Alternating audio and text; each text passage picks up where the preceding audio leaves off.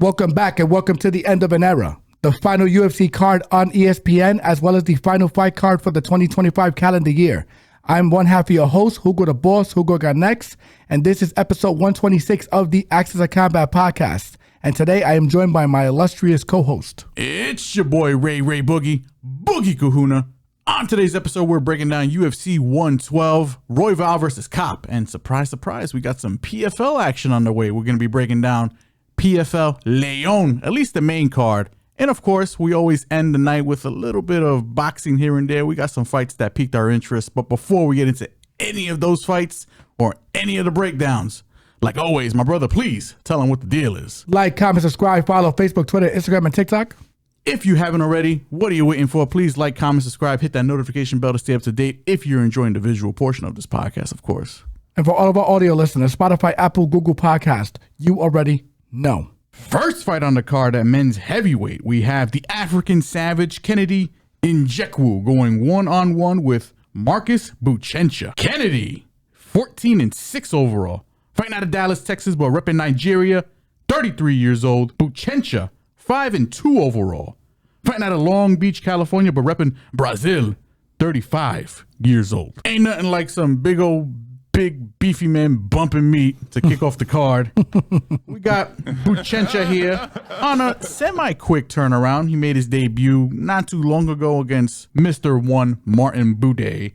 And that one ain't really turned out that well for him. On the other end, we got Kennedy Nzechukwu here, who last we seen him got his ankle collected by Walter Walker. I feel like it's going to be Kennedy. On paper, it's Kennedy. Kennedy, in my opinion, has decent takedown defense. I mean, despite what you seen last fight where Walter Walker kind of just rushed him down and, just quickly put him in an ankle lock and took his shit home, right? I trust Kennedy to kind of, weather that initial storm from Buchecha. Buchecha is a pure, accoladed BJJ player, very good, but lacks the striking. When he came in, when you see these guys come in from other organizations to the UFC, you notice a kind of like deflation in their body sometimes as well. This is not the Buchecha from one. This is, we'll say watered down Buchecha. The Buchecha. The Buchecha and one, that guy had some, decent cardio, was able to swing and bang and, kind of keep up a little bit. But, against Buday, had a decent first round, kind of gassed out. Buday, he's all of 265, that man, with decent takedown defense, also a decent jiu-jitsu player himself. Not the biggest puncher, but enough activity to, really get the job done there. Kennedy, way better striker. I think this fight stays on the feet. Kennedy should light him up. Kennedy's just got to get past the first round and get past the first round unscathed. But of course, with any Kennedy and Nzechukwu fight, there's always some worry because, the man don't like to get it out of first gear. Sometimes, like, he just, he kind of gets in his own way mentally. I think Nzechukwu, if he's locked in, he should get this one done. If you like the Buchecha side, it's sub or bust. I don't think he wins a decision here because he's not going to outstrike Kennedy or out damage Kennedy. So Kennedy should pack him up. I'll say ITD KO. Yeah, I'm with you here. I'm going to lean him, but not with a high degree of confidence because this is a fight where Kennedy could somehow figure out a way to give it to Buchecha. Even though Buchecha looked booty against booty. You could equate that possibly to UFC jitters and things of that nature. So I'll give him a little bit of a pass. We've seen guys rebound from their UFC debut, but I'm with you. I think Kennedy's just a better all-around fighter. He's not small for this weight class. Buchecha's not like the biggest power puncher. He's looking to get this fight to the floor. Kennedy can grapple. I would not be surprised if Kennedy subs this guy as well too, just because the front headlock series that Kennedy possesses, especially with the dimensions that he has. But I'm not sure I would bet on it, right? So this is a fight that I'm probably going to pass on, ladies and gentlemen, just because Kennedy just seems to figure out a way to not make us money on this podcast. So he's his own worst enemy, man. Yeah, this should be an easy payday for us, but honestly, Watch him figure out a way to give Buchecha this fight.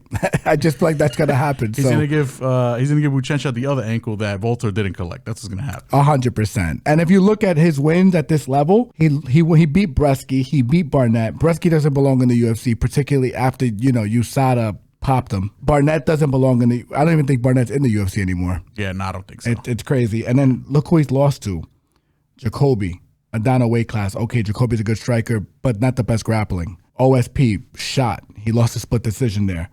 Walter Walker, I think the jury's still out on him, man. So, like, if you look at his wins, a lot of this is questionable, and a lot of it's against undersized guys. So, this is a fight I'm probably going to pass on, ladies and gentlemen. Give me Kennedy and Nzechukwu, but not with a high degree of confidence. Next fight on the card at men's featherweight, we have the last pirate, Morgan Charrière, going one-on-one with the Dalmatian, Melquizael Costa. That's crazy. That nickname for Costa is crazy. And he gave it to himself. Credit to you, man. Hey, man. You got to embrace it sometimes. You know what I'm saying? For obvious. I respect it. Yeah, obvious reasons for that name, but we won't get into that. Charrière, 21, 11, and 1 overall. Fighting out of France, repping France, 30 years old. Costa, 24 and 7 overall. Fighting out of Brazil, repping Brazil, 29 years old. Another interesting fight, one I kind of go a little back and forth on. We got Charrière here, the last pirate, who, is it disrespectful to call people journeyman? I don't know. I try not to, because I feel like some people take that, some people embrace it, but other people don't take it as a term of endearment. When I say journeyman, I mean it respectfully, right? I put Charrière up there with, who's the guy that he just fought not too long ago? Chepe. Like, they're like the same caliber of fighter, in my opinion. On the other end here, we got Costa, and Costa is a particular. He's a particular fighter, because I don't think his stand up is that great. It's solid. He'll throw down the middle. He throws hard. I think everything he throws is hard. So he's not the most technically proficient fighter, but he gets the job done with the stand up. His bread and butter is the grappling. He wants to get this fight to the ground. I think he's the better jiu-jitsu player between both of these gentlemen here. Charrière is the better wrestler, in my opinion. Charrière is also the better boxer, in my opinion. And I say boxer because I think Costa on the feet offers more variety, right? Because he'll throw kicks and elbows and a whole bunch of crazy other shit. I think if this fight stays standing, it's going to be Charrière for the most part, but I think Costa hits hard enough where he could win more moments. And if this fight gets to the ground, usually I generally go wrestler for over a jiu-jitsu player, right? But in this particular case, I kind of trust Costa a little more on the ground than I do Charrière. Charrière's control isn't the greatest, in my opinion. I feel like this fight should be lined close. Don't know what the lines are. There isn't anything available for this card. Or the PFL card, ladies and gentlemen. Or the PFL card. We're going in blind here in terms of lines. But that's cool. That's never, I don't like to look at lines when I do breakdowns regardless, right? Correct. I'm going to be leaning Costa. Costa, I think again, the long short of it, I think he's going to win the moments, and I do trust him on the ground a little more. The IQ is a little questionable, but this fight is one of those where I see it going the distance either way. Cheeky play would probably be, fight ends and sub, but Charrière, hard to get out of there. It's a tricky fight. I'm going to be leaning Costa, but, the confidence is a little low on that one. Yeah, I agree with you. This is another fight where I'm curious to see what the lines shake out before I give you guys a definitive answer in terms of where I'm going to be making a play. This fight should be 50-50. It should be a pick'em on the line. I'm with my brother here. I think this is a high variance fight. This is a fight where I agree with my brother. I think it's probably going to go the distance because Charrière is not like the most prolific finisher, and Costa is going against a guy who has very good striking and grappling defense, even though to my brother's point, his record doesn't reflect how good he is. So I'm with you here. I think even though Costa, I think, might have fought, the brand competition is kind of similar too, because, I can't even say that Costa has fought better fighters. It's close. It's close. You can make the argument that Costa might have beaten better fighters, but Charrière's definitely fought better fighters. The issue with Charrière is that he's lost to all the good fighters he's fought. Correct. But he's one of these guys, again, hard to kill. he takes all these fights to decision for most of the time. Like, I think he's fought Paul Hughes. He's fought a decent amount of like decent fighters. Yeah, he fought Nathaniel Wood too. It's a crazy crossroads fight because it's like a guy who doesn't beat the elite guys but can beat everybody else, or like but can hang with them rather, hang with the elite guys but can beat everybody else, versus a guy who is beaten decent guys but hasn't been tested at the elite level. So it's like that little middle ground. But like that's why this fight is like, yeah, it's good matchmaking. It's great matchmaking. So I'm gonna lean Costa, but like my brother, not with a high degree of confidence. Next fight on the card at men's featherweight, we have Giga Chikadze going 1-on-1 with El Chino Kevin Vallejos. Chikadze 15-5 overall, fighting out of Huntington Beach, California, but repping Georgia.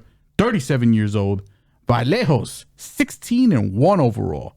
Fighting out of Argentina, repping Argentina, 24 years old. Another great stylistic matchup. Yes, this is a fight between two strikers, two guys who are primarily going to strike for the most part. If I had to line this one, it's probably going to be Vallejos, but the slight favorite. And it's only because I think he's going to be the one that's going to be more willing to go to the grappling. And I think that's kind of the way you want to beat Chikadze.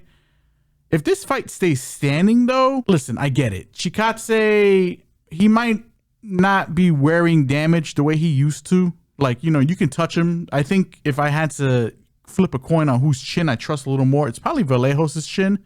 Vallejos also has, he might have the power edge in my opinion as well. But Vallejos is going to be the smaller guy in here. He's going to be the shorter guy in here. Giga, in my opinion, has more tools. Giga has more experience. Giga is going to be the bigger fighter. Yes, he's older, but nobody's put Giga out yet. This fight, I feel like, feels a little trappy. I think the majority of people are going to be on Vallejos, and I get it. He's young. He's exciting. But Giga's only really lost to elite strikers or grapplers. And I don't know if Vallejos is either one of those. Again, he's young and has the potential to, but I don't know. I'm going to be picking Giga here. I think I like Giga here for the win. I'm a fan of both of these gentlemen, but this one, you know, again, vibes are off on this one. And, you know, Vallejos, I don't think he's lost in the UFC yet. This might be, you know, I don't know if it's an appropriate step up. I get what they're doing because he's 37 years old, but I'm going to take Chikadze here, and I'm going to take him by decision. And I feel kind of okay about that. Yeah, I'm on Chikadze too. I mean, listen, even a stoppage here is possible. I know the Argentinian is very durable, but he hasn't tasted the Giga kick. And that's a kick that comes right across the body, hits the liver, and shuts the body down. Sounds like a Pokemon move. Yeah. he's dropped a couple of people with that. I'm with you. I think if this kid is not going to grapple him, yeah, and that's my biggest worry. Good luck. It's 50-50 fight. And if you're asking me, I'm going to go with the guy with the more renowned background in striking versus the guy that I think he kind of makes questionable decisions, made questionable decisions against John Silva, even made questionable decisions against El Puma in his last fight too. Like, it was not, I'm not going to diminish what he does. I just think that he finds himself more in trouble than he needs to be. I think he's a little more hittable than people want to kind of admit. I agree. And I think they also kind of suck off the John Silva. Like, yeah, he's one of the few guys that took John Silva the distance. I get it. You know, and you know, you see what John Silva is. The guy's fucking dynamite in both hands. He's Argentinian. I get it. All Argentinians are like giga durable. Correct. But you know, I don't know. It just might be too much here. Yeah, I'm with you. And I think he just get hit. I think he gets hit way too much. And I think he just finds himself in exchanges that he shouldn't be involved in. Where Giga doesn't do any of that shit. Giga knows how to operate in space. The guys that give him trouble are the guys that can really wrestle him down. I mean, and the thing is, you don't have to have much wrestling to beat this guy. Onama is not an exceptional wrestler.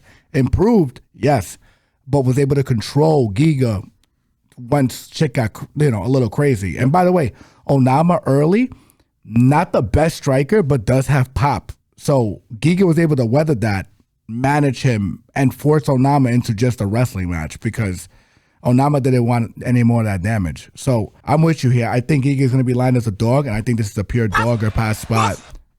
Give me Giga here. Give me Giga to win. I'll say by decision because of the durability, but if he stops him and those numbers look nice, it's an interesting look. Next fight on the card at women's bantamweight, we have Luana Santos going one-on-one with Melissa Skye Croden. She ain't scared nobody. Santos, 9-2 overall. Fighting out of Brazil, hailing from Brazil, 25 years old. Croden, 7-2 overall. Fighting out of Canada, repping Canada, 34 years old. Interesting matchmaking we have here. We got Croden, who just made her UFC debut not too long ago with the semi-short turnaround here, fighting Luana Santos in a stylistically interesting matchup here. We got a striker versus, I guess you can call Santos a grappler. Croden, who, okay, maybe I was a little low on her. Maybe, I mean, I did give her credit. Her striking is very decent for her level. And she did put it on Lisboa for a little bit, but Lisboa did have moments in there. Lisboa was able to kind of take her down, show that weakness in her grappling game, and, you know, kind of put some pieces together and, you know, pop her up. But, I mean, Croden, once she got into the flow, she fucked Lisboa up. I listen, I was wrong on that one. I'm willing to admit that one. I'm still kind of generally low on Croden. Croden, listen, she's big for the division. Her training partner is Haley Cowan. I'm not too high on Haley Cowan either, but that's another story for another day. Horrible fighter. Santos, on the other end, has been looking pretty good since she's moved up a weight class here. Bantamweight definitely feels and seems like her division more. She's definitely filled out, you know, and, you know, hey, I ain't mad at it. You feel me? So I'm just going to leave it like that. You're a wild man. I'm going to be leaning Santos here. Now, Santos, she does scare me a little bit because the striking is lacking, and Croden will light her up, especially later on down in the fight. This fight kind of just pretty much boils down to physicality. The reason why I picked Lisboa is because for two reasons. She had the experience and she was well-rounded. I expected her to go to the grappling and, you know, really expose that part of Croden's game. Now, she did have the experience, but she didn't have the physicality to really constantly get in Croden's ass and take her down. Right. Luana Santos, she can grapple her ass off. She can get in, she can take Croden down, and I think once Croden's on her back, I think it's, you know, it's going to be a long night. I like Santos here. As long as she don't get killed on the way in, I like her to win this fight. I'd say by decision, but I will be, you know, probably circling some prop bets depending on, you know, what looks decent out there. But I like Santos here. Unless Croden proves me wrong again, and then I look like a complete dumbass. But, you know, hey. Yeah, I'm on Santos as well. I think there's a clear wrestling and grappling edge here, too. I think the physicality, even though she's giving up 3 inches in height and a couple of inches in reach, will be matched. I think Luana's probably going to be the quicker girl in there, too, for a lot of reasons. But I'll be honest, if Croden is a heavy dog in this fight, I think she warrants a sprinkle, possibly. But we'll see how the line shape out. There's nothing available, so we can't give you guys a definitive answer. Obviously, follow us on all social media platforms to get some of those, you know, final looks and final plays. But that's where I'm at with this. This is still women's MMA. There's a lot. It's very high variance on the female side. I feel that Luana should get it done.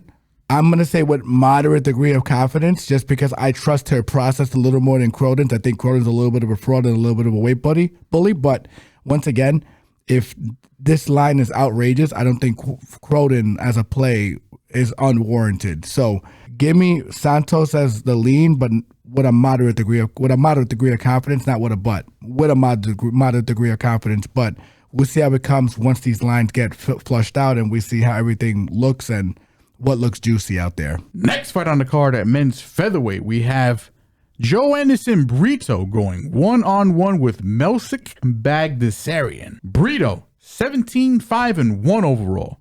Fighting out of Brazil, hailing from Brazil, 30 years old. Baghdasaryan is 8-3 overall. Fighting out of Glendale, California, but repping Armenia, 33 years old. Armenian boys on the come up. This is going to be a banger. We got Armenia versus Brazil. I don't know if they have any conflicts, if they ever had any conflicts, but John Silva. Yeah, I guess John Silva and his previous fight where Baghdasaryan, you know, kind of got styled on a little bit, not going to lie.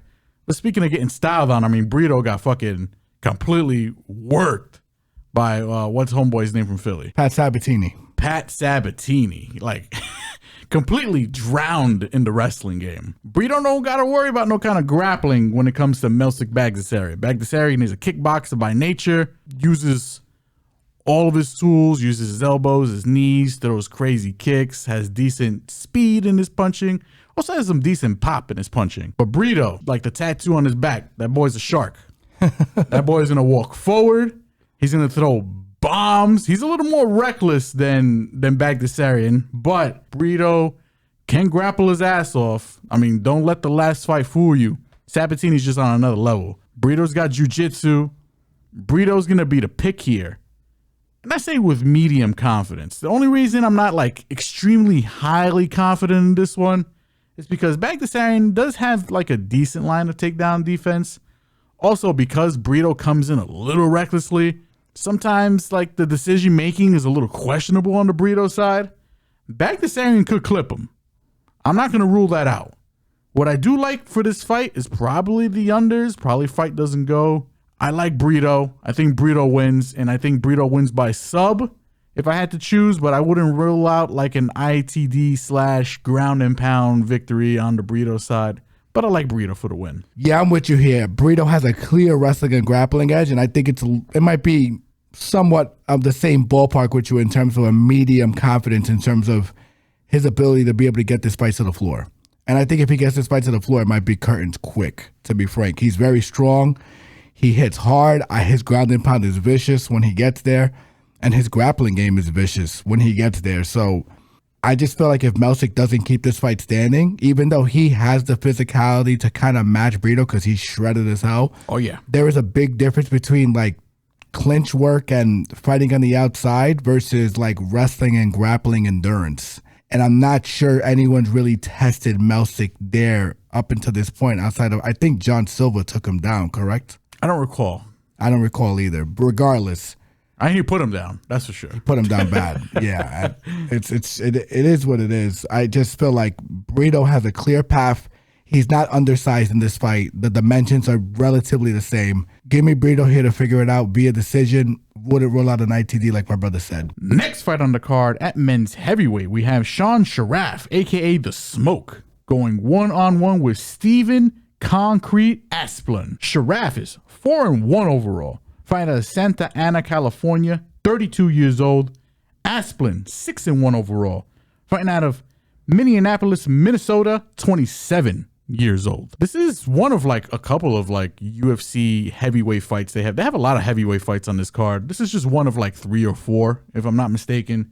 And, you know, big old meaty men bumping meat.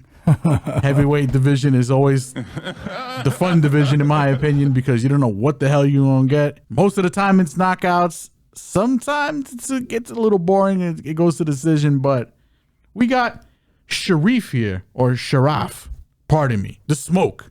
Hard ass nickname, first of all. Made his debut against one of the Tafas, the big tall Tafa. What's his name? Is it just no? It's Junior. Junior Tafa. And in that fight, if you're asking me on rewatch, he should have won. He had him down in the first round, was beating the dog shit out of Tafa for like 30 seconds. And I forgot who the referee was, but that man was looking for a body. It wasn't Herb Dean, but he was acting like Herb Dean. What I did like in that fight was that Sean walks forward. He throws punches and bunches. I was impressed with it a bit. You know, he can throw punches, he can throw kicks, he throws everything with authority. Now, does he have gas issues? Possibly.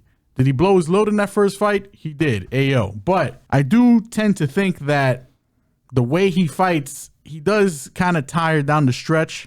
Asplund on the other end here, a guy who you would think probably has the same cardio issues, but I don't think so. Last time you seen him was on Dana White's Contender Series. He's a decent fighter. He's actually got decent hands. Now, the takedown defense is, you know, something to... You know, it's something missing there, but Sharif, I think he's only got to worry about Sean's takedown offense in the first round. If Asplund can survive the early storm, I think this is Asplund's fight to lose. Sean might have the speed advantage early on, but I think he will tire.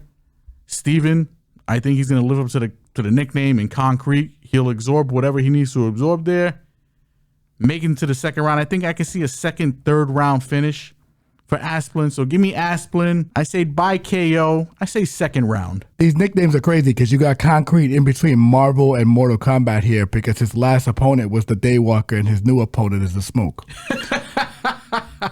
So that's crazy. I'm kind of just like, I'm kind of baffled by all that. But I'm with you. I think it's a low-level heavyweight fight. I think this is super high variance. I think I'm with my brother here. I think Asplund should get it done. I think he's more impressive, to be frank. I think he's got the dimensions. I think he's got decent hand speed. The takedown defense is what, once again, where we're a little concerned as well. But Sharaf, I'm not sure he can wrestle for 3 rounds.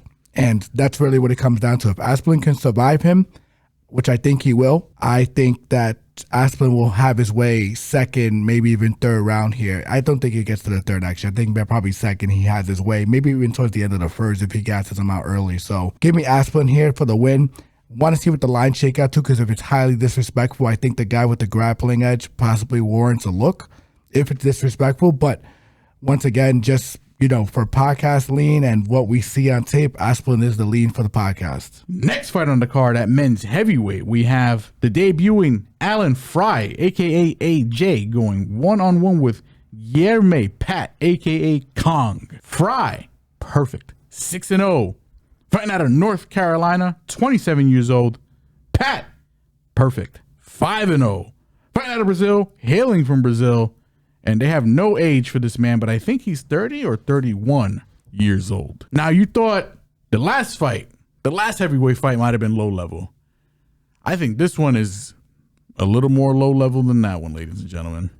Get ready for a big old sloppy ass fest of big meaty men bumping meat, part 2. Back This is to number back. one bullshit.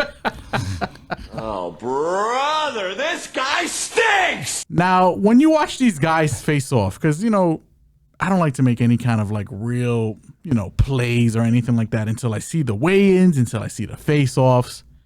But, going back, watching the tape here, first of all, not that much tape on either guy. Just going to throw it out there. I will be continuing to search and dig for tape wherever I can on both gentlemen.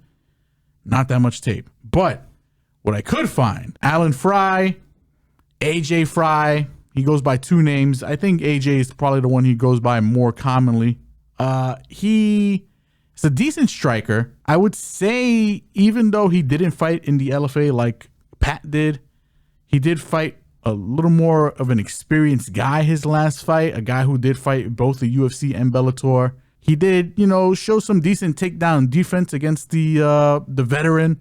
Was able to move him off and beat his ass. Combinations, head body, fucked him up. The hands are decent on this guy. That's all I found.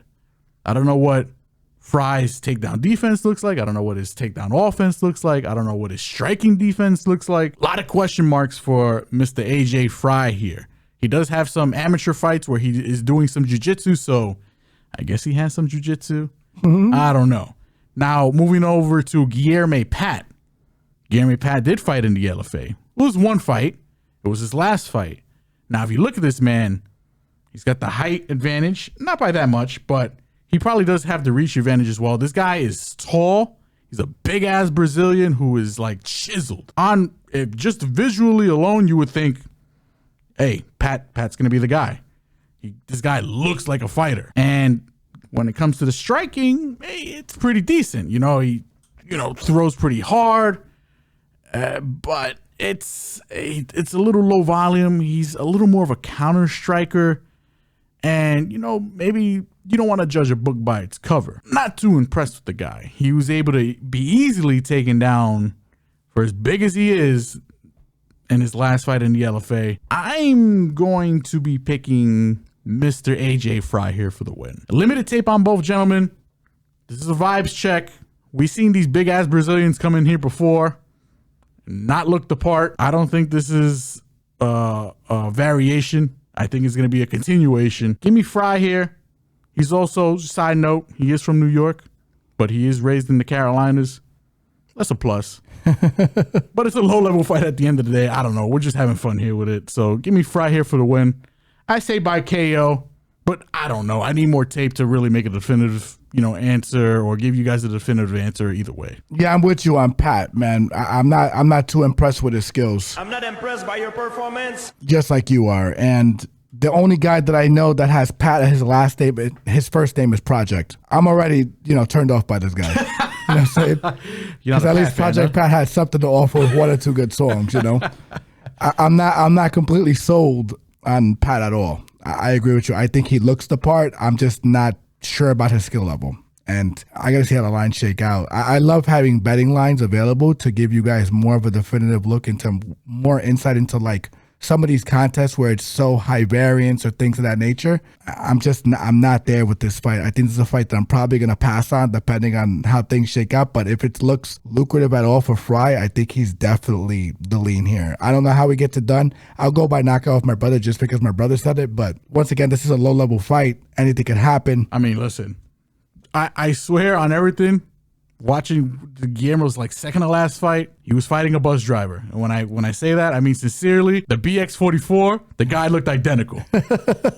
He was fighting a literal bus driver and then I think went the distance with him. No, I think it was like a retirement stoppage. It was fucking weird. He couldn't get him out. But that was kind of worrisome because that guy looked like he just literally rolled off the fucking couch after he parked his bus. Yeah, but I seen that guy's body too, and he was a rotund man. Yeah, just once again, I'm not impressed by your performance. So yeah, I'm with you. I think Frye is the lean, low to medium confidence, but I think that's where I'm at with this as well. We can move on to the next fight. Next fight on the card at men's middleweight, we have César Almeida going one-on-one with Cezary Olenjejczyk. Almeida, 7-1 overall. Fighting out of Brazil, hailing from Brazil, 37 years old. Cezary is 16-3 overall. Fighting out of Poland, repping Poland, 25 years old. We got the debuting César Olenjejczyk. And the name sounds familiar. It is. If you look at the boy, he looks familiar as well. He is the younger brother of Lord Mikael Olenjejczyk. And brother. He is a brother. They are brothers. They're Polish brothers. And, the apple don't fall too far from the tree, if you ask me, because they kind of fight virtually identical. The guy walks forward, throws punches and bunches, got really good boxing. He's got, even though he's making his UFC debut here, only at 25, by the way, he is 16-3, almost 20 fights under his belt already. Impressive. And a ton of more amateur experience as well. He looks pretty good. If you ask me what kind of comparison to make here, if Olenjejczyk, if Michael or Mikhail is the T800, I'm going to be calling Cezary the T1000 because I think he's just a little better everywhere. He's got a little better grappling. He's got a little better jiu-jitsu. He's willing to go to the wrestling a little more than his older brother. He looks a little more impressive. Now, I do worry that they're both kind of fighting at the same division. Cezary has fought at 170 before. I'm assuming he's just going to fight here and then maybe move down. Because this is, it's just kind of weird. Two brothers in the same division. Now, César, he ain't the easiest opponent. Extensive kickboxing background. He's good. And he's got improved takedown defense. Now, I'm not going to say it's great. I think César does have an opening here. Back and forth fight here. I think it's going to be lined a little close. I think they're going to give César the advantage here. In his UFC debut, I'm going to be picking him as the favorite. Surprise, surprise. I'm a little scared because I don't like picking these guys who are making their UFC debuts, but I think he's got a path. I think if he goes to the wrestling, I think he can take Almeida down. I think he's got decent enough jiu-jitsu to, at least not get caught in the headlock. I think when it comes to the striking, it's probably 50-50. I might lean Almeida a little bit just because he's got the kickboxing background and, I think he could take a punch and wear a punch a little better. It's going to be a good fight. I'm going to slightly lean Olenjejczyk here. I think he wins in his debut, but it's a tough fight. It's not going to be an easy fight for either gentleman. And I'd say the confidence is on the lowish to medium. And I think about 50%. Yeah, I'm with you on the lean, but I'm not as confident. I think César Almeida has decently better takedown defense than advertised, particularly against the fence. Does have a decent get-up game. I think he's the more seasoned striker. I think César is going to probably find some shots here, and I would hope this Jędrzejczyk has a little bit better of a chin and a little bit better of a body, because it seems like that's the way to hurt these guys. So it is a concern.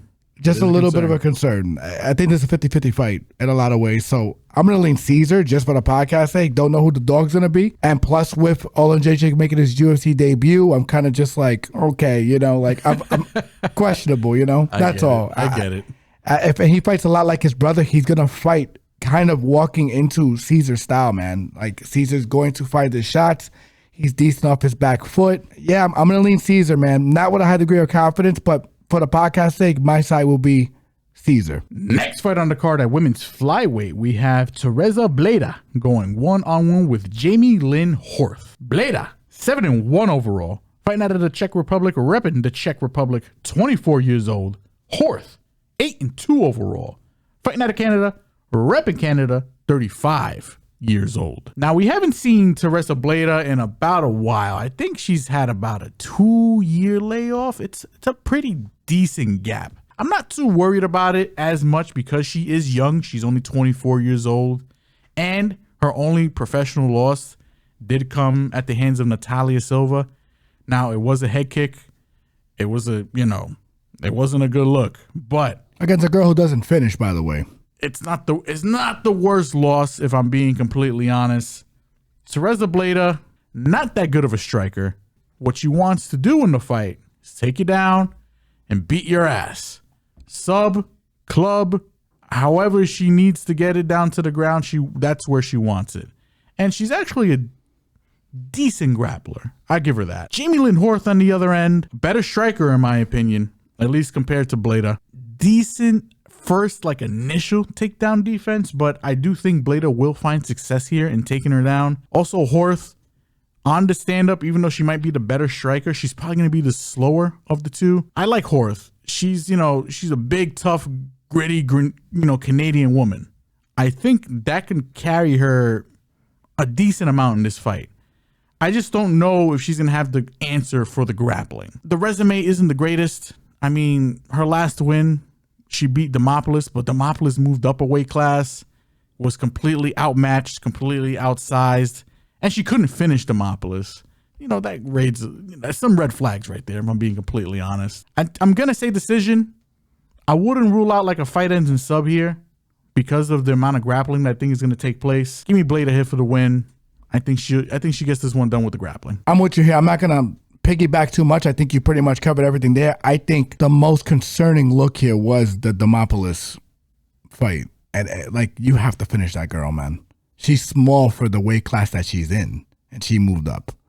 So for me, I think Bleda losing to Natalia Silva, that girl's about to fight for a belt. Well, technically, she's stepping in the fight Grasso, so she's in belt territory. So there's nothing wrong with that. That girl's uber talented, uber good takedown defense, uber athletic, uber young.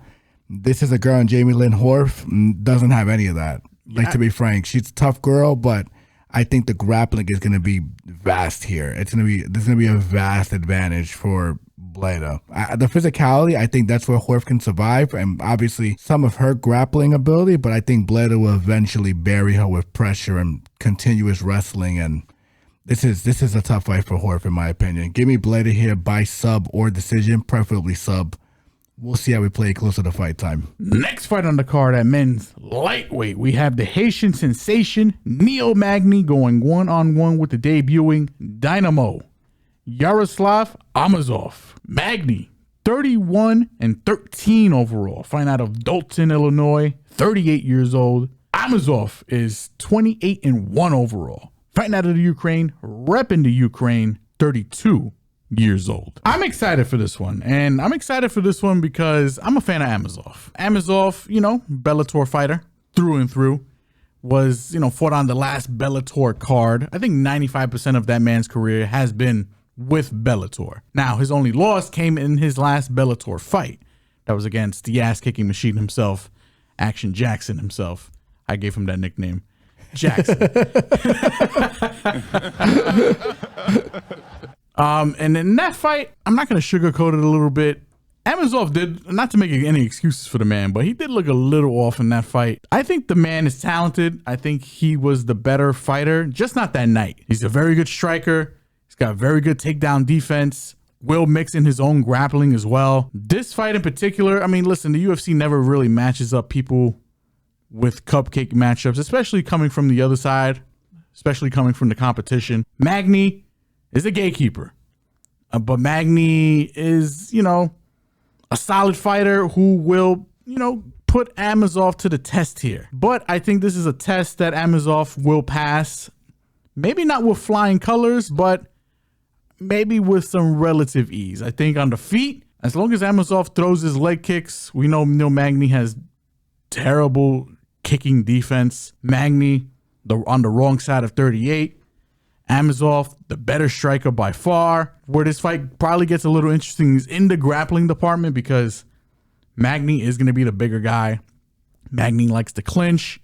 Magny might even have the advantage on the ground when it comes to maybe certain jiu-jitsu positions, but I trust Amosov's grappling enough where I think he will not get caught by Magny. But because of that, I think the fight's close. I don't think Amosov gets a finish, but I'm going to be picking Amosov here to win his UFC debut, and I think he does it by decision. Yeah, I'm with you. And just to preface some more detail as to why Amosov might have had some issues in the Jason Jackson fight. No offense to Jason Jackson. I think the fight's always going to be competitive, to be frank, but I think Amosov just was a shell of himself that night, was because Amosov actually took some time off his career and took time off his prime to go serve in his country in the Ukrainian war against Russia. He was still heavily involved even when he did return back home to compete and represent the country. He got through Logan Storley, but Logan Storley hurts nobody. So he wasn't concerned about out-grappling Logan Storley, who he had previously beaten prior, right? So that was a matchup that he was familiar with and he could get over the hump. Going into the Jason Jackson fight, this is a guy who presented a lot more threats on the feet, would land damage in ground and pound situations,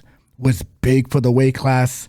So I'll give him a little bit of a pass there. And, my brother's pretty much on the same train, so I agree. But just to provide a little more detail, but if you're asking me, I think Neil Magny's going to play right into this guy's wheelhouse. He likes to clinch a lot. He likes to fight against the fence. I think Amosov's going to welcome the shit out of that. And I'm not sure about Magny's ability to take a shot anymore. It just takes one overhand right at this point to really land damage on him and or to back up Magny to the fence so Amosov can once again get his wrestling going. Ran through and cut through Curtis Millender and CFC. Did what he was supposed to do in that organization after getting released by the co-leader because I guess they didn't want to honor his contract because he was a bigger contract under the Bellator banner. I expect him to handle business. I think this is one of the more favorable matchups that I've seen a Bellator or PFL defective get into in the UFC level. I think this is a fight that he should win. Give me Amosov here. I'll say by sub or decision. Next fight on the card, and is currently constituted, and I'm going to emphasis on currently constituted, the co-main event of the evening. At women's strawweight, we have Amanda Lemos going one-on-one with Jillian Roberson. Lemos, 15-5-1 overall. Fighting out of Brazil, hailing from Brazil, 38 years old. Roberson, 16-8 overall. Fighting out of Port St. Lucie, Florida, but repping Canada, 30 years old. I'm excited for this fight. It's an interesting fight. And of course, on paper, when I'm looking at it, I'm looking at the opponents, I think Roberson should win this fight. Now, this is not our original opponent. Our original opponent fell out. And, like my brother pointed out to me before we hit record on this podcast, first of all, I didn't know it wasn't her original opponent. But second of all, technically an easier matchup in Yasmin Lucindo. Agreed. Now she's fighting a step up, but a fight that is winnable for her in Amanda Lemos. This should be lined closely, in my opinion. Because Lemos, I love Lemos. She's a badass woman. And one you cannot take lightly. She's very good. I think on the feet, even though Roberson has made some strides in her striking, night and day. Lemos lights her up. Way better striker. Power difference too. Now, Roberson, again, since moving down, has looked really good in this division. She's going to be the slightly bigger woman with the grappling advantage because you can take Lemos down. All I'm saying is I'm going to be picking Jillian here. I think she should win. But if this line looks anything outside of close, I will be probably entertaining a Lemos play. Because Lemos has got a good, very good front headlock series. Sneaky. The jiu-jitsu is very decent. She can get up. She's hard to hold down. And of course, she's got the striking advantage. She's got the experience. I like her. She's a fucking dog. There's no quit in this woman. Now, there's no quit in Roberson, but Lemos is respectfully, she's that bitch. So, I'm going to be picking Jillian here. She should get it done with the grappling. And I could see maybe not a submission, but, I won't rule it out. I'm probably leaning more ground and pound. That's the way I'm envisioning this one. But don't give me Lemos at crazy dog money because I will be playing that, I think. Yeah, I'm 100% with you. And this is a Lemos coming off of a fresh camp against Tatiana Suarez. Now, what I say, I think Jillian has better chain wrestling and better inside trips relative to Tatiana in certain instances. I think it's close, and then Jillian coming down the weight class, she's going to be an inch taller than Lemos, but I still think the physicality edge is going to be on Lemos' side. I feel like this fight can look a lot like Lemos versus Mackenzie Dern. Mackenzie Dern being the champion now, and Lemos deciding to take this fight on short notice because Mackenzie Dern, I think, is motivating her to take this fight on short notice. I think she sees a vulnerable champion. I think she whipped that girl's ass. We picked her to whip that girl's ass, and she did.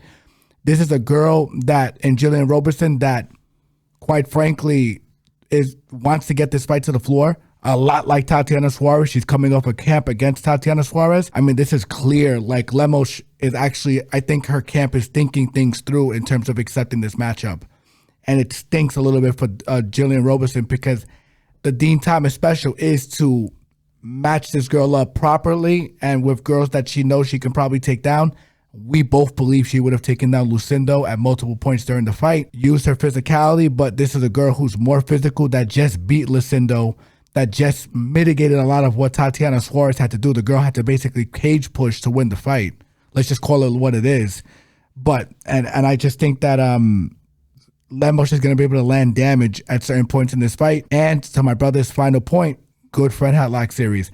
Not saying she's going to sub Roberson, but once again, I don't think Roberson's fought a girl that has a guillotine like this either. Like, this is probably the best girl that Jillian's fought. So, for me, I'm going to lean Jillian, but not with a high degree of confidence. I hope Lemos is dog money. I hope it's disrespectful dog money. I hope it's this, because I'm going to be fucking low-key, I hope barking so like too. Joel in this fucking soundbite. You know what I'm saying? Barking like a fucking dirty dog. You know what I'm saying? So, give me this. I want the dog play here. I want it. I hope Vegas rather, Fuck this one up. Oh, fucks this one up. I really do. And if I'm wrong, I'm wrong. But I think the fight's going to be a lot closer than you guys who are on the Jillian Roberson side think. That's where I'm at. Next fight on the card at men's flyweight and is currently constituted the main event of the evening. We have Raw Dog, greatest nickname in the game, Brandon Royval going one-on-one with star boy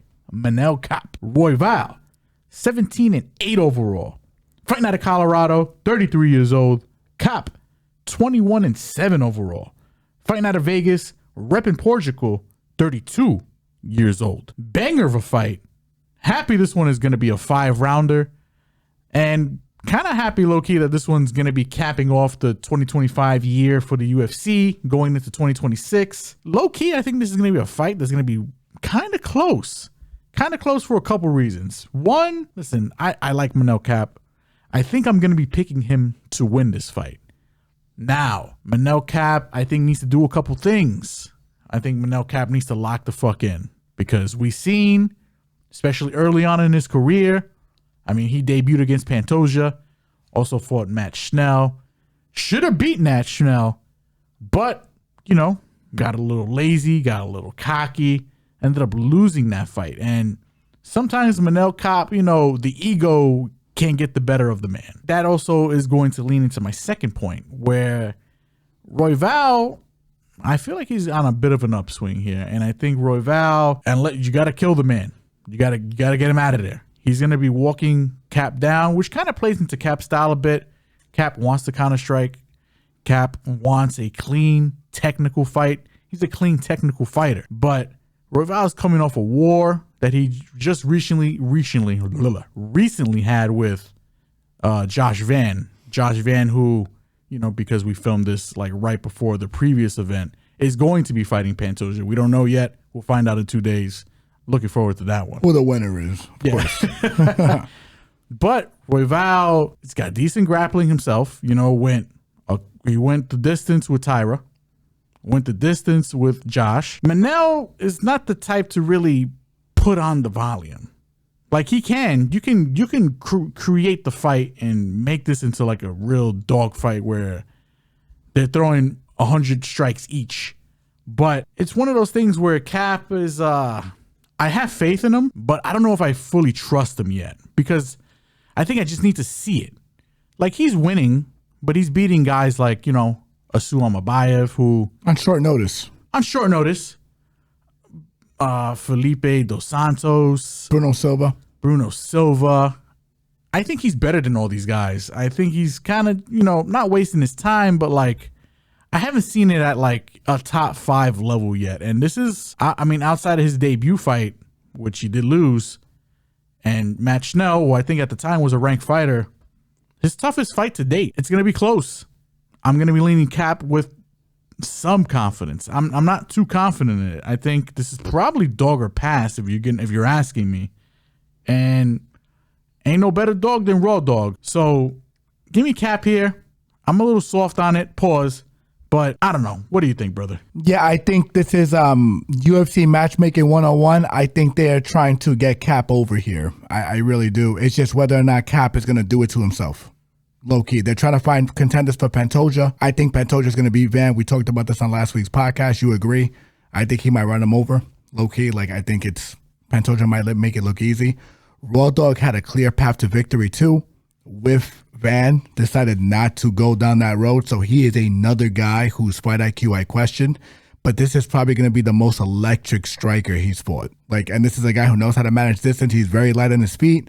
I agree with you with the volume, but I do think coming off a war like that and recently where he did get dropped, I have some concerns in terms of where he's at and has ability to take a shot with limited recovery time. And I do think he's going to have a hard time, even though he's going to have the dimensions edge here, getting Kape to the floor. He is an exceptional athlete, gets his hips back very fast. Amabayev gets everybody down. This dude could not hit the side of a boat with a takedown, man, on Kape. Even though it's short notice, I get it. But Kape beat the shit out of him, man. And I think that's probably one of his more impressive victories just because of the wrestling threat. And Kape just made it look completely easy. I'm going to lean Kape just because both of these boys make questionable decisions in there. I'm going to lean Kape because UFC matchmaking wants this guy to get over. But if he misses weight or does dumb shit, it's anybody's fight, to be frank. And I think Kape is going to land the more meaningful shots and land damage, by the way, because I think Kape hits way harder than Josh Van.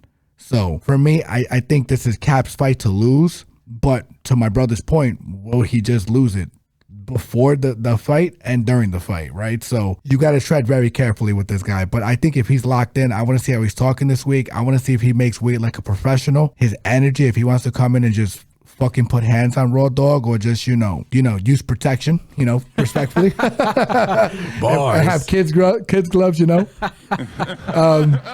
I think he should get this done. I think he's more on the upswing. I think Raw Dog is becoming a slight gatekeeper considering he's lost to Pantoja, I think 2 to 3 times already. He beat Moreno or he almost beat Moreno. I think he beat Moreno, right? Moreno? I don't recall. Let me double check real quick. And yes, he lost to Moreno. And he lost to Tyra. Like, he's losing to these guys in close contests. And I think a lot of it is because of his lack of IQ issues sometimes. I think he wants to be more in the fight versus sticking to the game plan to actually win the contest. I think Kape knows what he wants to do, even if it's a low volume strike fest, which will be at his detriment. At least I know he's not going to want to push the wrestling. I know he's just going to keep the standing. And yeah, but to your point too, and just to close this off, Raw Dog's pace does make me a little nervous in this fight. It does. So I don't know how I'm going to get to playing this fight. Follow us on those social media platforms. I don't know how my brother's going to play it. We're going to talk it through and see if we even decide to touch this fight. We might just sit back with some popcorn and enjoy it. But Manel Kape is the lean. I'd say medium confidence. Sticking with MMA, but ending with the UFC, leaving Nevada, heading right into France. We're going to be going right into the PFL, and we're going to be breaking down the main card portion of this card, and we're going to be kicking it off with Azazel Ajuj going one-on-one with Frederick Dupras. The Sultan, Ajuj, 10-1 overall. Fighting out of Dublin, but repping France, 26 years old. Dupras is 9-2 overall. Fighting out of Canada, repping Canada, 32 years old. Interesting way to kick off the card. You know, the PFL likes to do showcase fights, and this is one of their showcase fights. This is not Ajuj's original opponent. His original opponent was a grappler. They did swap it out with a, I guess in my opinion, a lesser grappler, but still a grappler. So not too unfamiliar for Azazel here, but I think this fight's going to be close. I'm not too high on Azazel. I think, if I'm being completely honest, doing tape on the guy, I think he's a little overrated. He's a striker that can grapple, would prefer the fight to stay on the feet. I don't know. There's something about the kid. He doesn't look that impressive to me. Also tends to make fights way closer than they need to. They're sweaty, and he has been taken advantage of in the grappling department before. Frederick, even though he's not his previous opponent or his previously scheduled opponent, still a high-level grappler. No striking from Dupras, but I don't think they were really banking on striking from the opponent regardless. Dupras can make this one a little ugly and make this one a little interesting. If he's wide enough, maybe I don't hate necessarily a dog shot on Dupras. Maybe by sub here. But I'm assuming this is going to be a Azazel. He's going to win maybe via head kick or something like that, or in a very close decision, because again, he likes to make these fights very close. I'll lean to Azazel here, low confidence. There's something about the kid. I don't know. I don't want to say he's overrated.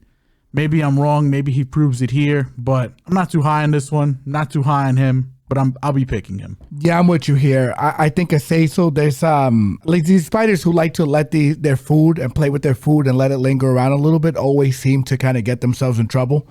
His fights are a lot closer than they need to be. I'm with you here, and that just comes down to fight IQ issues, in my opinion. I think it's not talent. It's what's your process and how do you effectively keep yourself out of danger. And sometimes the best way to keep yourself out of danger is to put the other guy in danger and drown him and take the danger out of commission, right? So Azazel is one of these guys that likes to play with his food. I think he is probably the more talented guy here, but I'm with my brother here, not with a high degree of confidence. I'm curious to see how the line shake out, because PFL always seems to be the place where you can play these big dogs. People are just sleeping on I guess, how good the guy or the gal is right next to the guy that they're trying to push. The guy or gal that they're trying to push, by the way. So yeah. I don't want to be, I want to include everyone in this conversation. We're inclusive here, ladies and gentlemen. Very inclusive. We're in New York, so keep that in mind. Keep that in mind. Yeah, I'm with you. I think Azazel is the lean, not with a high degree of confidence. Probably a fight I'm not going to touch just because it's super low level, even though these guys have decently sized records. Pause, Hey. Don't want to sound too crazy there, but that's where I'm at. We can move on to the next fight. Next fight on the card at men's bantamweight, we have double impact. Tyler Lapilus going one-on-one with the Nightmare, Liam Gitness. Lapilus, 22-4 overall. Fighting out of France, repping France, 33 years old. Gitness is 13-4 overall. Fighting out of England, repping England. And they have no age for the man. I'll say he's 30 years old. Correct me in the comment sections, ladies and gentlemen. We got a fight here. I mean, listen, I'll be honest. I don't think Lapilus should have been cut from the UFC. I think he's a very good fighter. I understand why he was let go. I don't even think he was cut. I think he kind of just, left on his own accord, probably chased the bag here. PFL, they hand out money like, I get it. Sometimes, the grass might be a little greener on the other side, if you're looking for the green. greener pockets, you know? Exactly. You want the greener pockets, you know? Maybe you had to jump over the fence a little bit. So he's here. He's in the PFL. Straight to the chase. He's a very good fighter, and I think he's going to be the better fighter here. He's got very good takedown defense. He's going to mitigate any kind of grappling Gitness is going to want to throw at him. And when it comes to the striking, Lapulus is a very safe but very technical fighter. I mean, I guess safe is I don't want to say safe as an insult. I want to say safe as like he's Technical. smart. He's technical. He's a very technical guy, and you know he does throw volume. Like he does throw punches and bunches. Decent combinations. I think this is his fight to lose. If I'm being completely honest. On the other side, Gitness, like, you know, he's pretty solid. He comes from the UK. He comes from Cage Warriors. I'm not too high on a lot of these Cage Warrior guys in general. They're overhyped after McGregor. Let's just call it what it is. And Paul Hughes is the only guy that's come out of there that's like really legitimate. I'd say Paul Hughes and Ian Gary are the only two guys that kind of like, you know, they ring. Jury's out on Ian Gary at the elite level, but Gitness, like he's good, but I don't think he's great. I don't know where he has any kind of success here against Lapulus.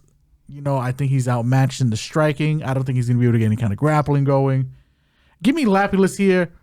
And because Lapulus is, you know, not really a finisher, I'd say the safe bet is probably by decision. yeah, I'm with you here. I'm not going to add much onto that. I think the only thing that's bad about Lapulus is his haircut. Everything else about this guy, he's a stud, good takedown defense, good striking. I don't want to revisit what my brother just mentioned. Everything he said is on point here, and I just don't think Liam has the goods. I'm just going to keep it nice and simple. Lapulus is a very good fighter. Like, not a lot of people are picking up the phone to fight this guy. And it's because not only is he not an easy out, it's just he's not the biggest name. He doesn't do a ton of media. He doesn't do a ton of trash talk. He's a guy that doesn't help really build the fights. And I think that's why the UFC was comfortable kind of parting ways with him, which I don't think is the right recipe entirely. But I do understand the UFC's preface in terms of making kick-ass fights. Lapulus can be in wars depending on the right stylistic opponent, but unfortunately, he makes some of those guys look like novices in there. And it's just because of his skill level, his understanding of space, his ability to wrestle when he needs to wrestle, his takedown defense. This is going to be a tough fight for Liam, in my opinion. And, you know, once again, to my brother's point, Cage Warriors fighters, a little overhyped, you know, can't get behind it. Lapulus should win this by decision. And unfortunately, that's the only other thing I could say badly about him. He does not finish his fights. And that's why we're moderately to highly confident in terms of him going to decision here. Give us Lapulus by decision. Next fight on the card at men's welterweight, we have Patrick Habirora, the Belgian bomber, going one-on-one with Air Kevin Jousset. Patrick is perfect, 7-0. Fighting out of Belgium, repping Belgium, 24 years old. Jousset, 10-4 overall. Fighting out of New Zealand, but repping France, 32 years old. We got another guy here, and you know, another young prospect fighting another, you know, I guess quote unquote veteran. He's a UFC veteran, I guess. In Jousset, a guy who, you know, he went 2-2 in the UFC. I understand, you know, unlike Lapulus, why they might have cut Jousset.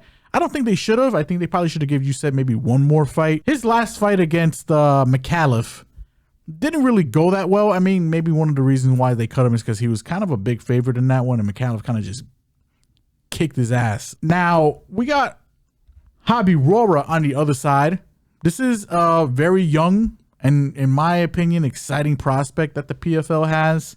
A guy from Belgium who definitely can strike, definitely has power. He's probably the more athletic guy of the two gentlemen here. He's definitely the younger guy. He's definitely the more explosive guy. Definitely the more powerful guy. But he's a little low volume as well. And the way I kind of see this fight playing out is maybe very close to Jousset's last fight. I think Habirora is too fast, too strong, and for all the things I kind of like about Jousset, his deficiencies are he's a little bit of a point fighter, and I do kind of mean that in a derogatory sense. And I hope he doesn't get offended, but he's a bit of a punching bag. Like, the head movement, definitely lacking. Doesn't have the best footwork, doesn't really get out of the way of anything. Habirora is going to be moving on him. He's going to be all over the place. He's going to be striking him in and out. I can see a Habirora KO here. maybe even a head kick. Give me Royval here for the win. I'll say by KO. I wouldn't be too surprised if it went to decision just because Jousset is semi-durable. But give me the Belgian bomber bombs away. My brother pretty much covered that from a very technical standpoint, so I'm going to give this to you in a very laughable standpoint. And just a quick question to my brother. The live action Yu Yu Hakusho came out on Netflix, correct? Yes.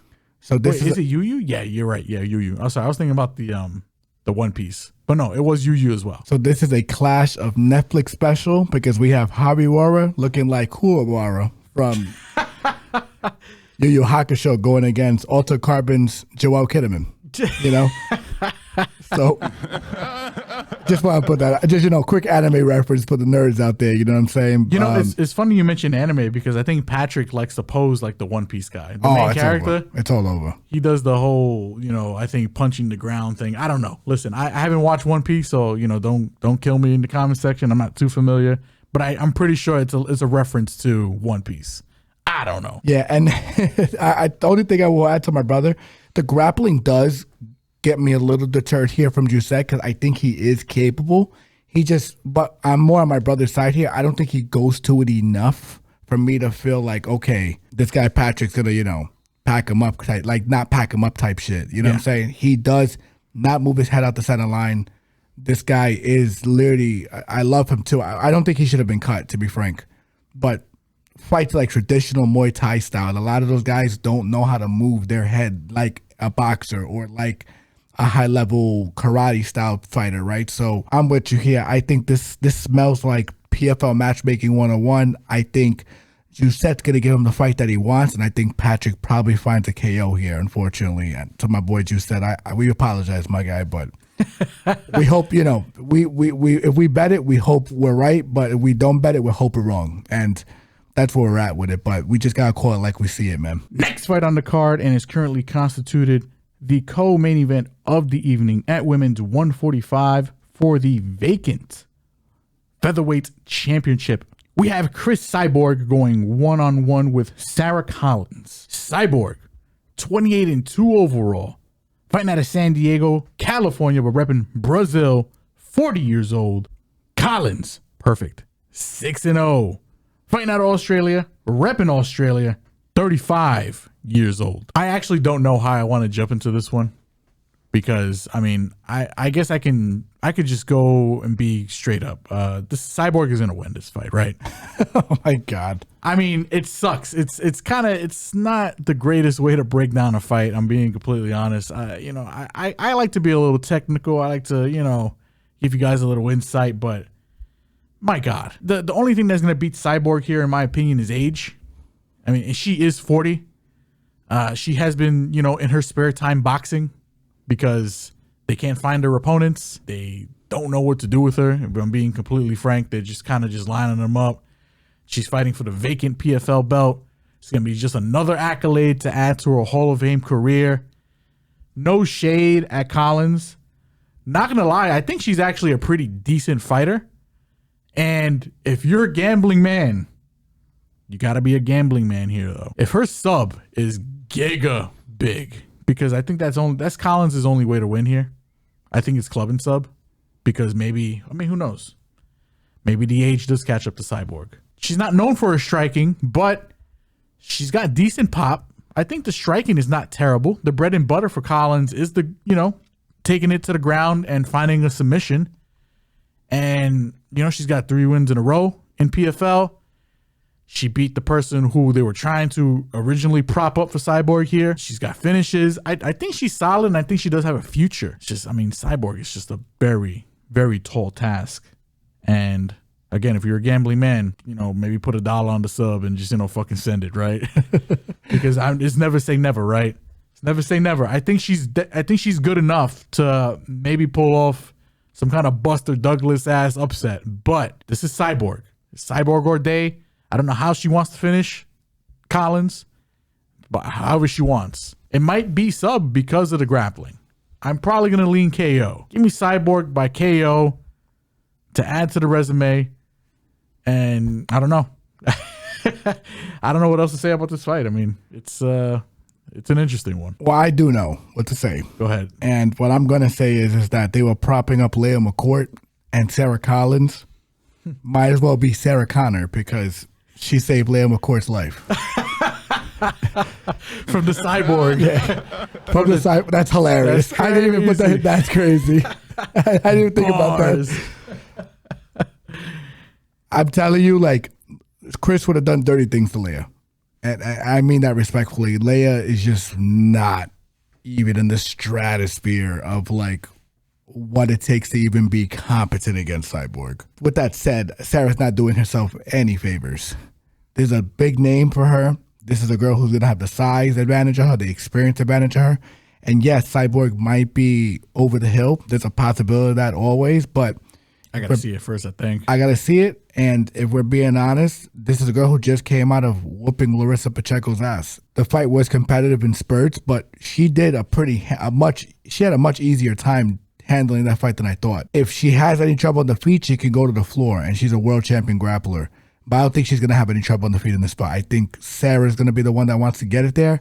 I think the physicality is going to be too much. I think Cyborg handles business. I say first, second round gets her out of there, but we'll see how Cyborg's looking with the weight cut. We'll see how she feels, her motivation. She might want to drag this out to a decision just to have fun. We've seen her do it before. Give me Cyborg by however the fuck she wants. Next fight on the card, and it's currently constituted the main event of the evening at heavyweight for the vacant heavyweight PFL championship. We have Vadim Nemkov going one-on-one with La Problema, Renan Ferreira. Nemkov, 19-2 overall. Fighting out of Russia, hailing from Russia, 33 years old. Renan is 13-4 overall. Fighting out of Brazil, hailing from Brazil, 36 years old. Now, I don't know what's more interesting in this fight. The actual matchup itself or the lack of Francis Ngannou. Yeah. I'm not gonna touch the Ngannou stuff right now. I do have questions about that. We might leave that for maybe a future podcast. Yes. Wink, wink, hint, hint.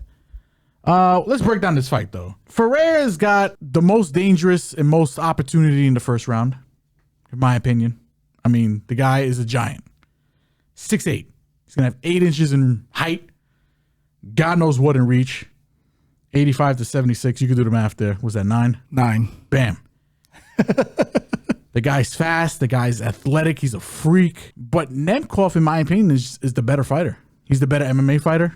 He's the more experienced fighter. And I think Nemkov survives the first round and gets a win here. I'd say maybe by sub. If I'm being completely honest, I think it's gonna be a clubbing sub. I don't know how he's initially gonna get Ferreira down, because I mean, taking down a guy who's 6'8" is probably just a miracle in itself. Maybe Ferreira might throw a kick and put himself down. That's true, and then Nemkov just jumps on that ass. Correct.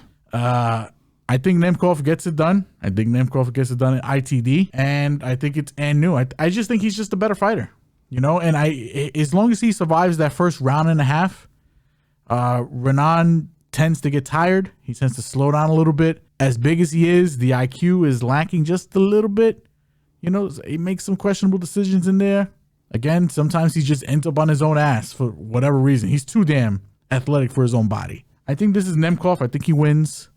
I wouldn't rule out a ground and pound, but, you know, the gut is telling me sub. I agree with the sub look. But I will say this fight is interesting for the simple fact that Nemkov can be low volume at times.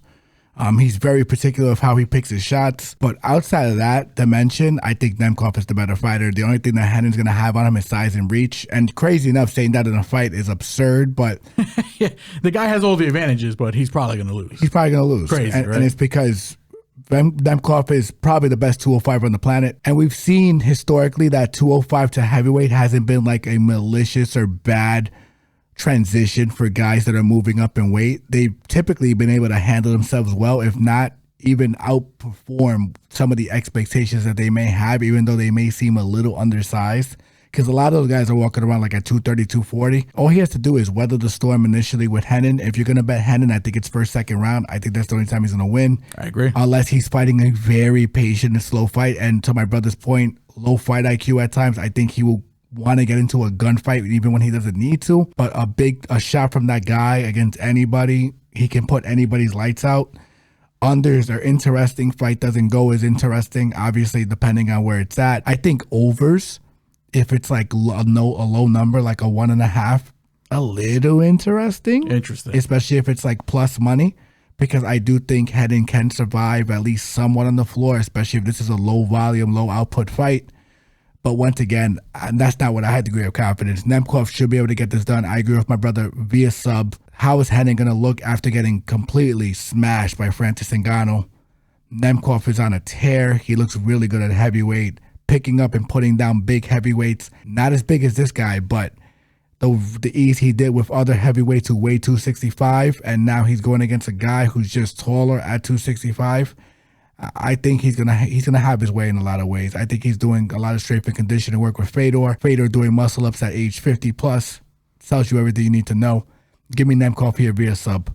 And that does it for the UFC. That does it for the PFL. That does it for MMA. But moving right along to the sweet science and going right to Stockton, California, we got a couple of fights we got, handpicked here and there. If you want to hear us break down some more fights, hey, leave it in the comment section. There's a lot of fights, but nothing of particular interest. We're just highlighting some things here and there from some recognizable names for the most part. And speaking of recognizable names, we have for the interim WBC World Female Super Bantamweight title. That's a mouthful. Skye Nicolson is going one-on-one with Yulan Luna. Nicholson, 14-1 overall.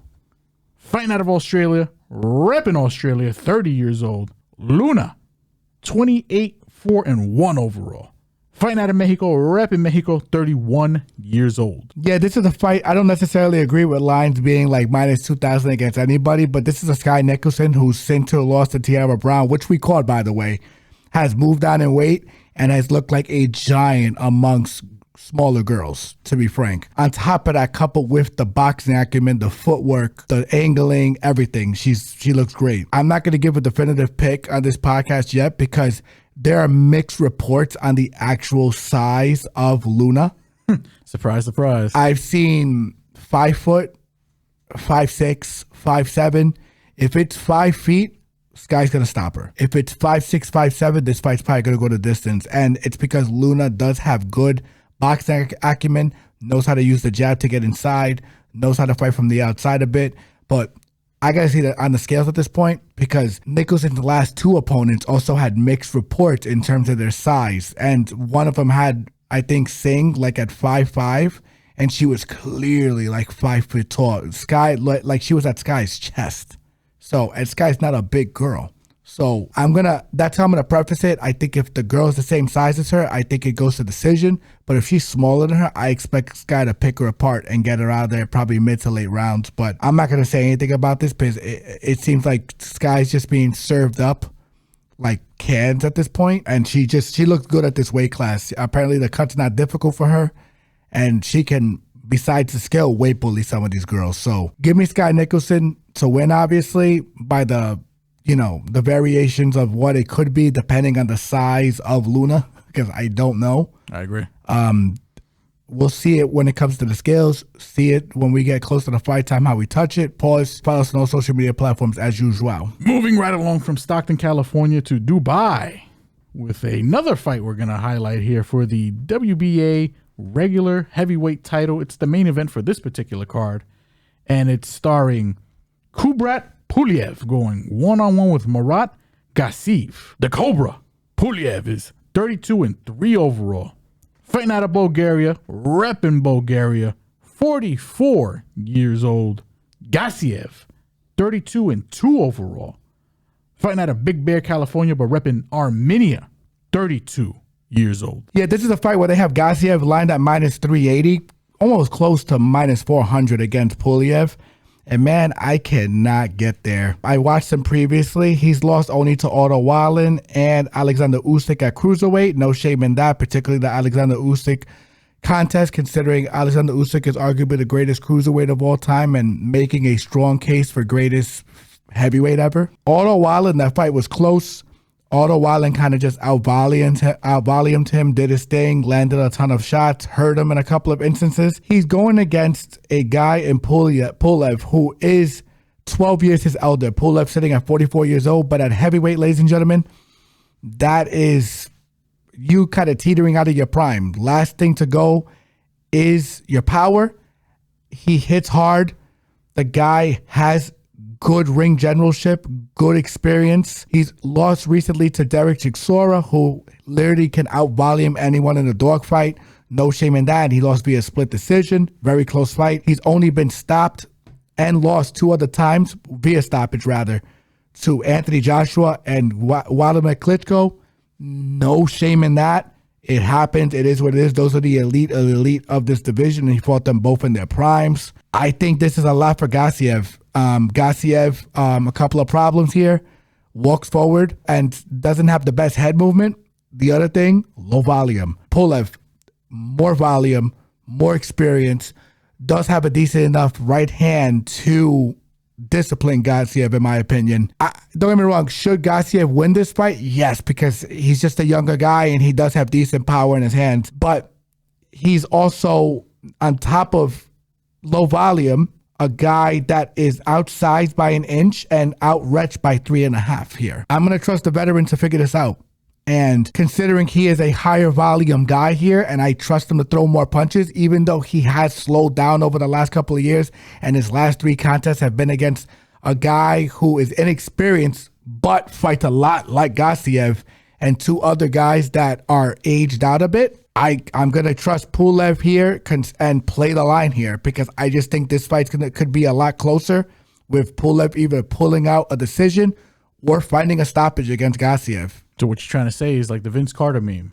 The old man still got one more in him. Yes, he does. Ooh, I like that. I think he does. And, yes, he knocked out Frank Mir. I get that, bro. Like, that was a fluke fight. It is what it is. Yeah, but he took a year off. I think taking the year off at Pulev's age is going to benefit him. He's not actively fighting. I think actively fighting at his age takes a lot from him because of camps and this and that. This time he had time to ease into it, had a year off. I'm going to trust Pulev here, man, to figure it out and get it done. Give me Pulev on the money line, because I think +2 anything on this dude when this fight should be lined practically as a pick'em is too juicy to pass up on. Give me Pulev here to figure it out on the money line. And last but not least, moving right along from the UAE to the California, but this time in Los Angeles, we got arguably probably the most interesting fight of the weekend in the boxing realm for the WBC World Cruiserweight title.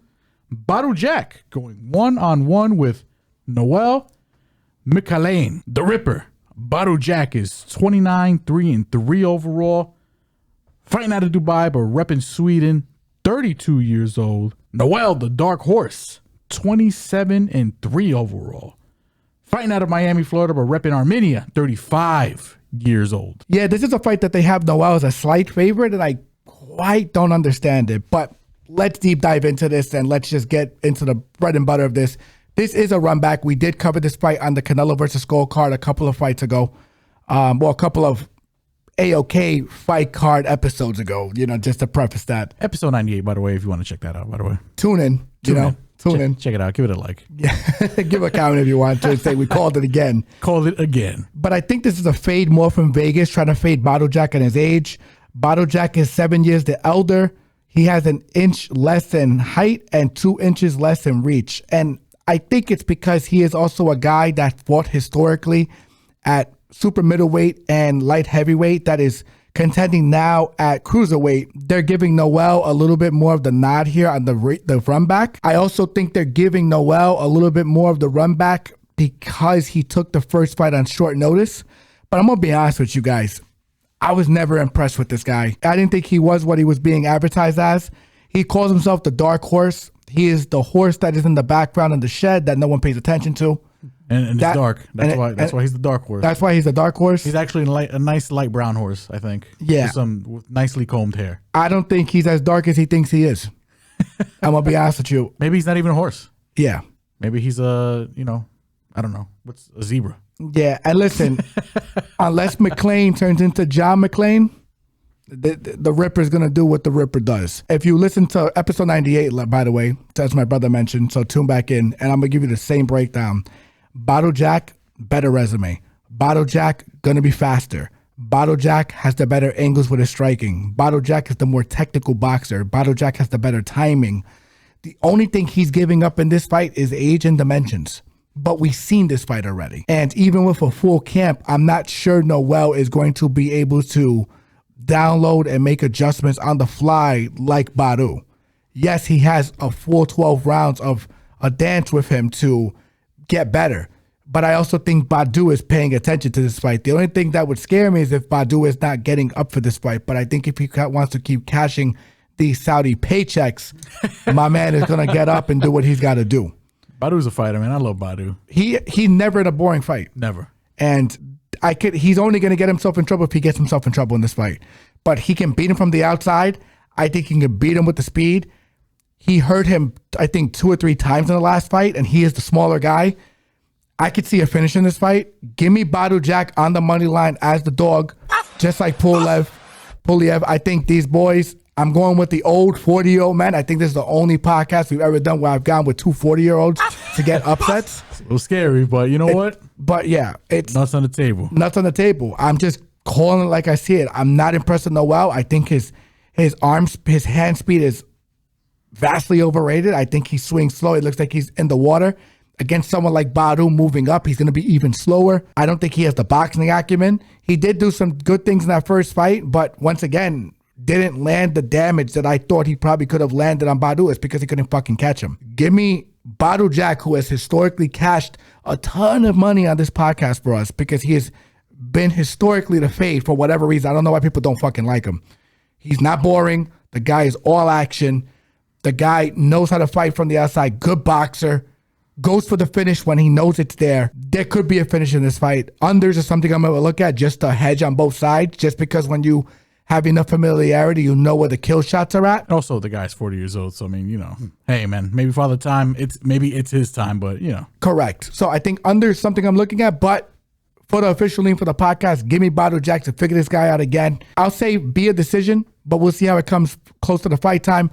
Follow us on all social media platforms. The money line's nice. He's setting at dog money. Take him there. You know what it is. And that does it, ladies and gentlemen. We did some UFC. We did some PFL. We even covered a little bit of boxing for what the boxing is. This is episode 126. It's in the books. And without further ado, I'm going to toss it over to my brother. Take us home. Like, comment, subscribe, follow Facebook, Twitter, Instagram, and TikTok. If you haven't already, what the hell are you waiting for? Please like, comment, subscribe, and hit that notification bell to stay up to date. If you fuck with the visuals. For all of our audio listeners, Spotify, Apple, Google Podcast, you already know. Love you guys. Holla at you guys. Tune in for episode 127 next week. It's not going to be a UFC card.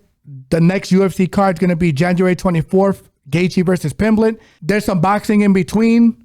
We'll see if we want to sprinkle in. You guys comment on our next couple of videos to let us know if you want to talk about some of those fights and things of that nature. But we will be filling in some of those episodes with some interesting conversations amongst the MMA world. Follow us on all social media platforms. Keep showing us support. We love you guys. We cracked 200 subs. We hit the goal for this year. We got some big things coming up for next year for you guys. Keep tuning in. Keep showing us love. Love you guys. Holla at you guys. See you later. Episode 127. Next week, episode 126 in the books. Holla at you boys. Peace.